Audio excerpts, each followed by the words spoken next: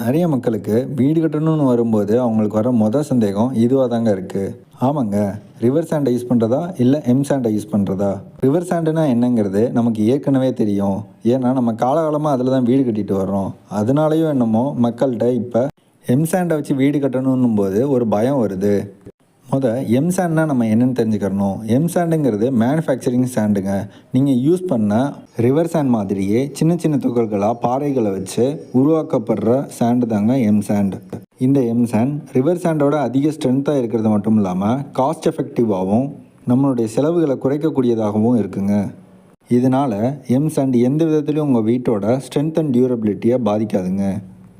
இதன் காரணமாகவும் நம்ம உலகத்தில் ஆறு மற்றும் ஏரி போன்றவற்றோட பாதுகாப்பு காரணமாகவும் தான் இப்போ எல்லாருமே எம் சாண்ட் யூஸ் பண்ணுறாங்க.